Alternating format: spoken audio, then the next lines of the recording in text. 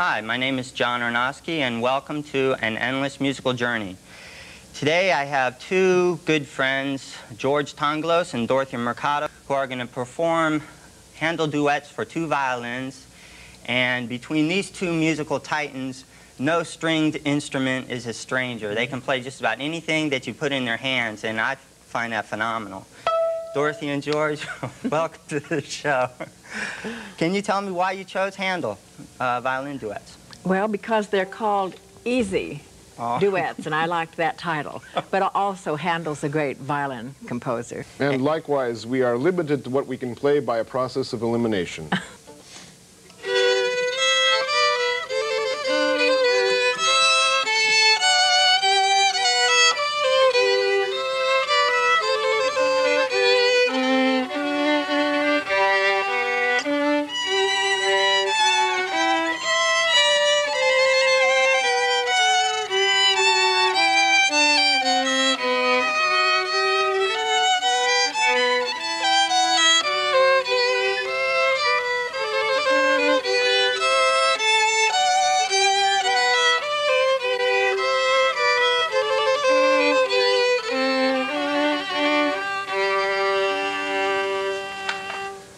Another minuet.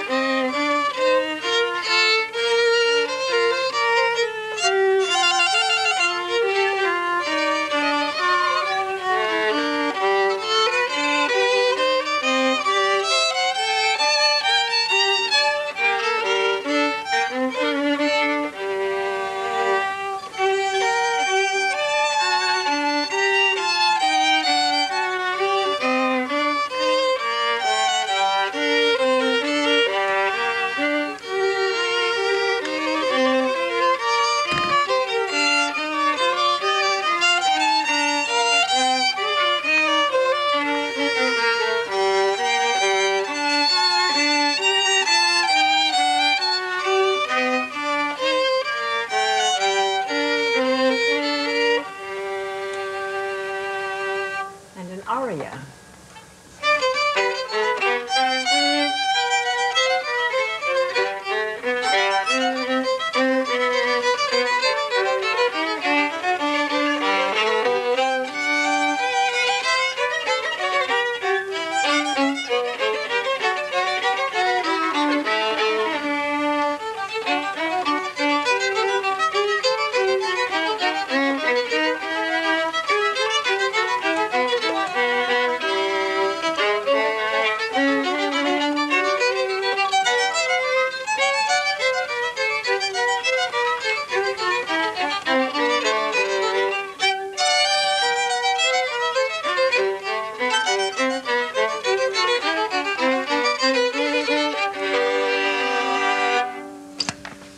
And a gavotte with variations.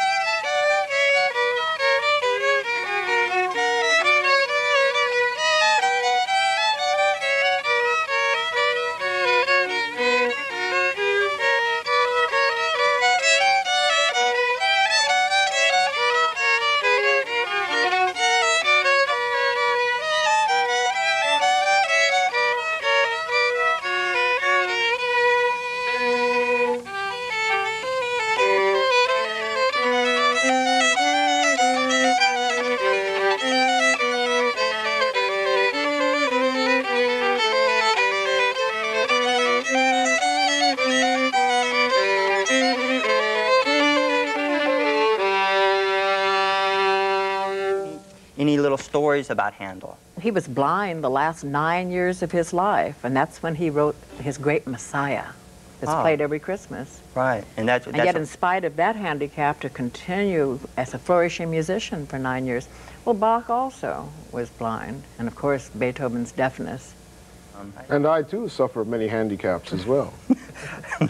But I know Handel came to England when George of Hanover became the first Hanoverian king of England, who spoke no English at all. But he brought Handel over to England with him.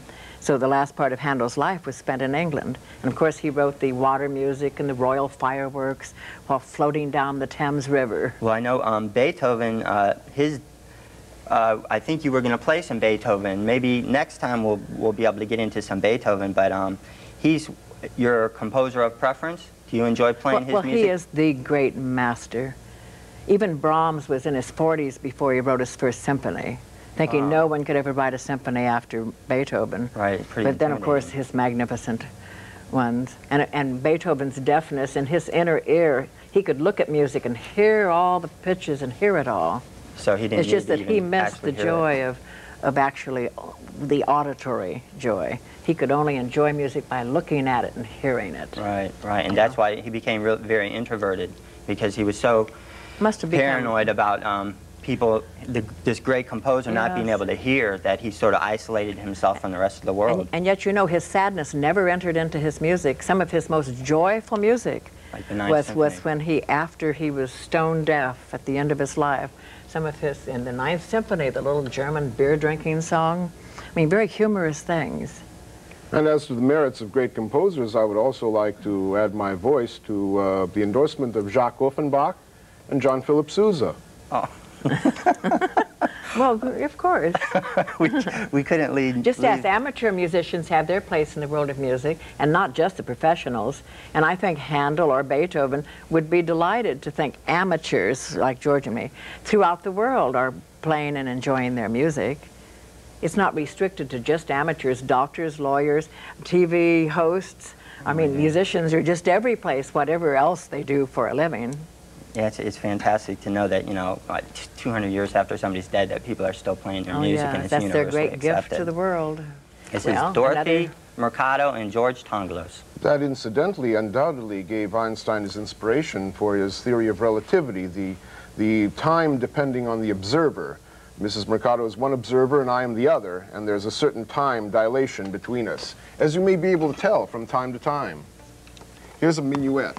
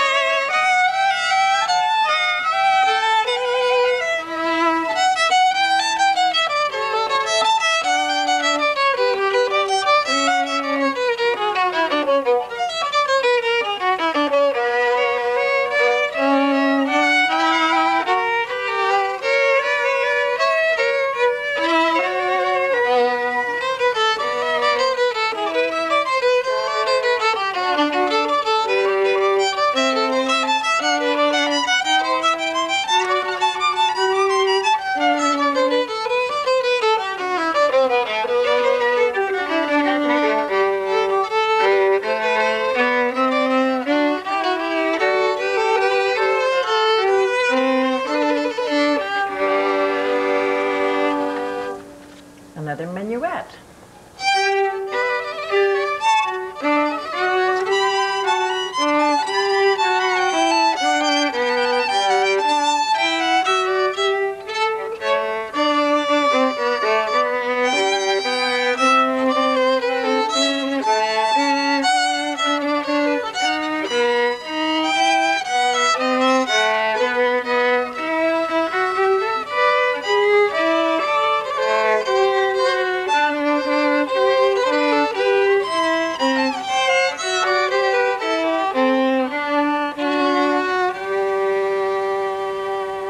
Another dance, the bourrée.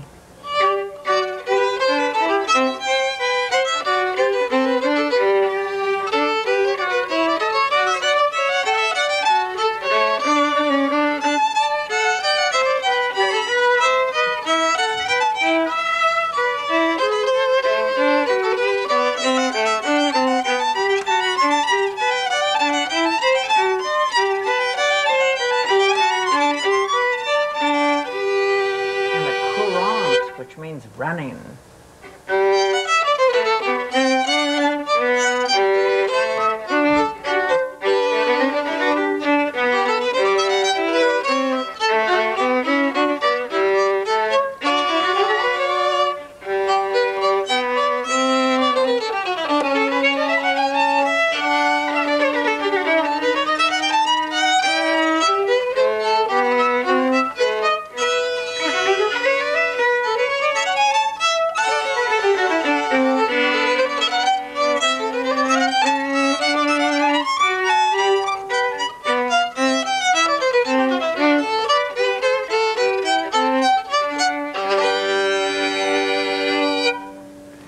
Beautiful chaconne.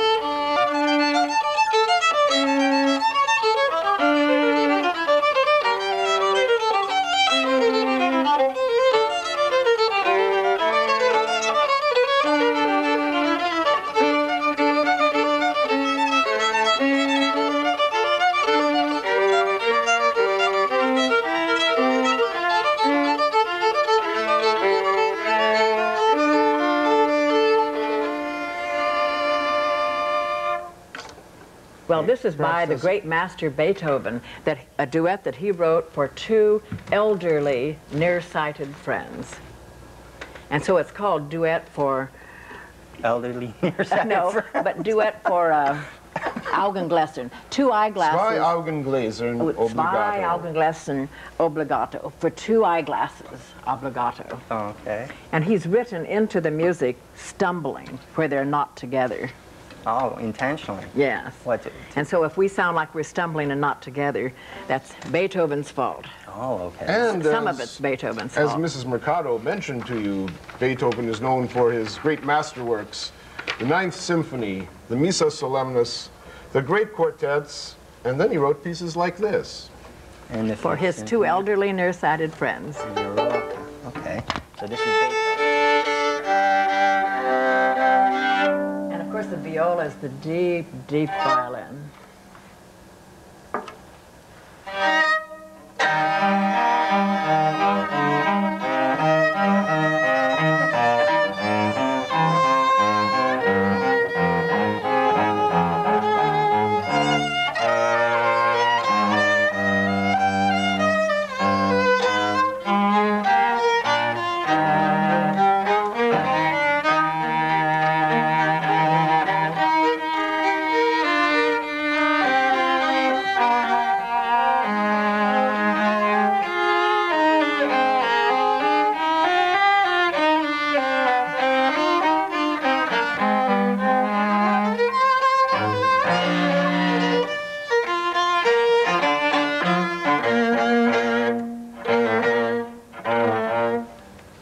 Even wrote in page turns.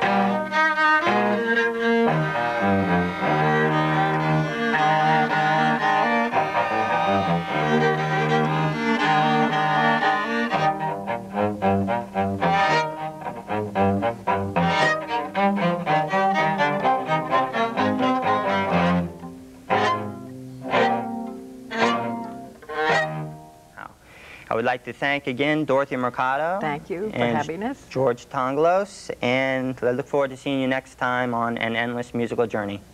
Goodbye.